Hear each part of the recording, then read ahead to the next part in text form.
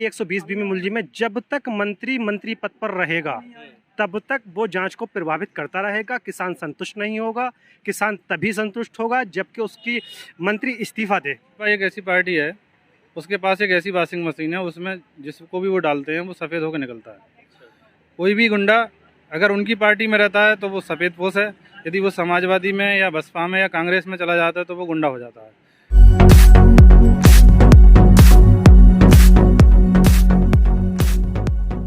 राकेश टिकैत का आगमन कुछ ही देर में मुंडा पांडे जो मुरादाबाद में पड़ता है यहाँ पर होने वाला है।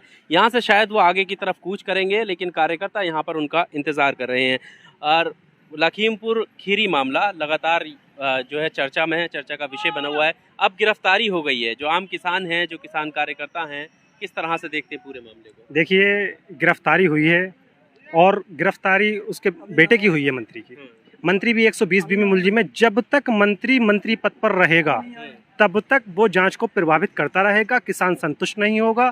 किसान तभी संतुष्ट होगा जबकि उसकी मंत्री इस्तीफा दे या मोदी जी इस्तीफा लें। बहरहाल उसे कैबिनेट से बर्खास्त करें, बाहर करें। उसके बाद कहीं 120 बी का वो मुलजिम भी है, जो कानूनी कार्रवाई हो उस पर भी की जाए, लेकिन सबसे पहले उसका इस्तीफा होना चाहिए, बाकी कानूनी कार्रवाई आगे बढ़े। इस्तीफा तो इसलिए नहीं लगता होता हुआ क्योंकि खुद अभी जब यहाँ पर बैठक हुई थी तो वो दिल्ली गए थे, उन्हें बुलाया भी गया था। अगर इस्तीफे की कोई बात सामने आती तो उनको दरकिनार किया जाता। देखिए, टिकैत साहब ने साफ कह दिया है, अभी आप समझौते की बात कर रहे थे, टिकैत साहब ने साफ कह दिया है इस्तीफे का भी समझौता हुआ है। अगर इस्तीफा नहीं देंगे तो संयुक्त किसान मोर्चे का टिकैत साहब का ये आह्वान है कि लड़ाई दुगनी ताकत से उसकी लड़ी जाएगी। तीनों कृषि कानूनों की लड़ाई तो हम लड़ ही रहे हैं, उसका कोई समझौता नहीं, कुछ नहीं। और वो जो शहादतें हुई हैं उनकी लड़ाई भी दुगनी ताकत से लड़ी जाएगी। विपक्ष जिस तरह से गया है वहां पर, सारे ही विपक्ष के नेता, चाहे वो कांग्रेस के हों, समाजवादी पार्टी हो, आम आदमी पार्टी हो, आपको क्या लगता है किसानों को लेकर क्या वो पार्टियां राजनीति कर रही हैं, या आपको लगता है कि नहीं सही है और विपक्ष को वहां पर होना चाहिए था? देखिए, उनका काम है राजनीति करना। वो आप मानते कि वो राजनीति कर नहीं, वो उनका काम है राजनीति करना। वो क्या कर रहे हैं, मिलने जा रहे हैं, क्या कर रहे हैं वो जाने वो। लेकिन किसानों को वहां बड़ी निर्दयी तरीके से मारा गया। सोची समझी जो वीडियो सामने आए हैं, सोची समझी प्लानिंग के साथ किसानों के ऊपर जो है गाड़ियां चढ़ाई गई, किसानों को मारा गया। हमारा काम है उनके हक के लिए लड़ना। और दूसरी बात, रही बात उस दिन के, जो उस दिन हमारा समझौता हुआ, अगर उस दिन समझौता टिकैत साहब नहीं करते, देखिए जिसके घर का मरता है वो ही जानता है। अपने परिवार के किसी बंदे की 2 दिन बॉडी रख के देख ले आदमी। टिकैत साहब का समझौता बिल्कुल सही था और वो समझौता मात्र उसके दाह संस्कार तक था।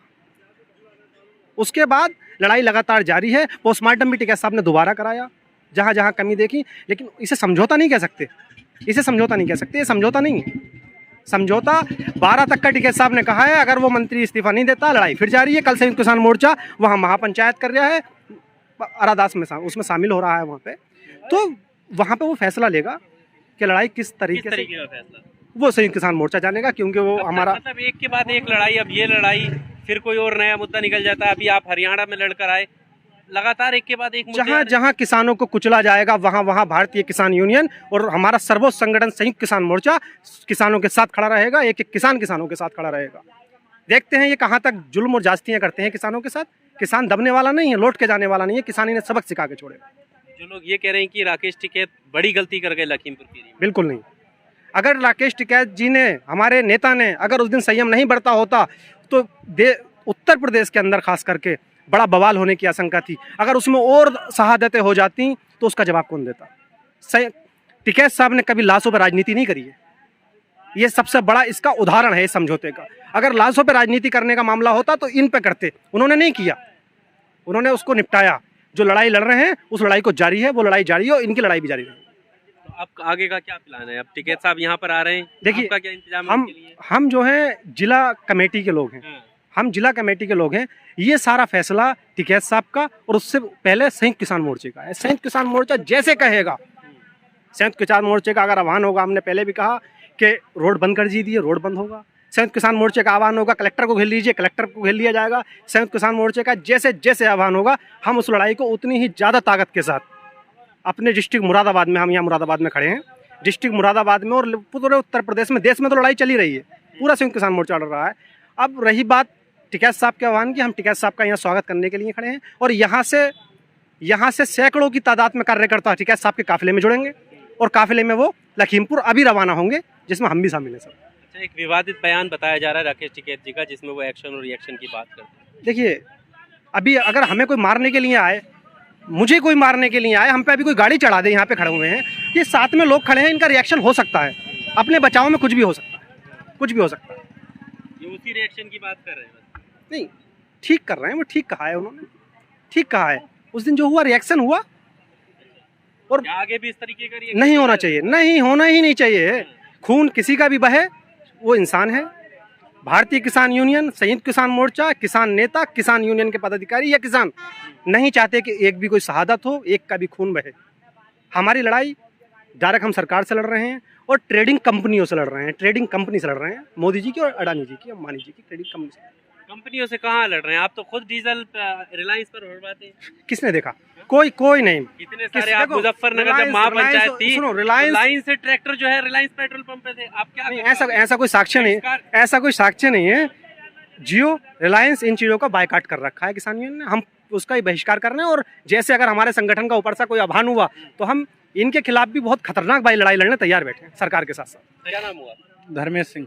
धर्मेश जी, कैसा लगता है ये लखीमपुर मामले को किस तरह से देखते हैं? देखिए, लखीमपुर मामला भाजपा के वहाँ के जो अजय मिश्रा हैं, जो केंद्रीय गृह राज्य मंत्री हैं, उनकी दबंगई का एक उदाहरण है।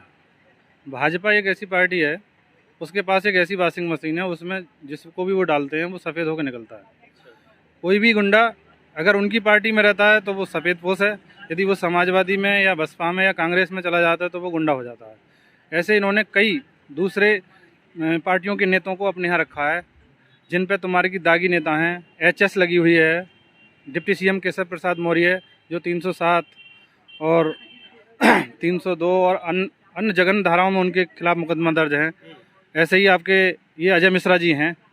तो देखिए, ये कोई घटना, ये कोई दुर्घटना नहीं है, ये एक सोची समझी रणनीति के तहत किसान आंदोलन को बदनाम करने के लिए, किसानों को दबाने के लिए ये दुस्साहसिक प्रयास उस राज्य मंत्री के द्वारा किया गया और उसका जवाब वहाँ के किसानों ने उसी भाषा में उसको दिया। हाँ, हमारी भारतीय किसान यूनियन किसी भी ऐसी हिंसा का विरोध करती है। हम हिंसात्मक कोई भी आंदोलन नहीं करते, हम केवल अहिंसा से अपने आंदोलन को चलाते हैं। आज यहाँ भी हमारे यहाँ लगभग हमें तुम्हारी 142 दिन हो गए बैठे हुए, हमारे यहाँ कोई हिंसा नहीं हुई। हमने रोड भी रोका है, हमने टोल भी बंद किया है, नोक-झोंक अधिकारियों से हुई है, लेकिन ऐसी कोई स्थिति नहीं बनी जिनसे कि हिंसा हो या हमने किसी की हिंसा की हो या हमने हिंसा का सहारा लिया हो। आंदोलन शांतिपूर्वक चल रहा है, गाजीपुर बॉर्डर पे भी चल रहा है, जितने भी भारत के बॉर्डर हैं दिल्ली को घेरने हैं, सारे बॉर्डरों पर शांतिपूर्वक आंदोलन चल रहा है। रही बात लखीमपुर खीरी की, कानून अपना काम कर रहा है। यदि जिन समझौतों के आधार पर उस दिन डेड बॉडी को जलाया गया, यदि उन समझौतों के आधार पर कानून कार्रवाई नहीं करता है तो किसान संयुक्त मोर्चा उसके उन्होंने निर्णय लिया है कि हम 18 तारीख को रेल रोकेंगे।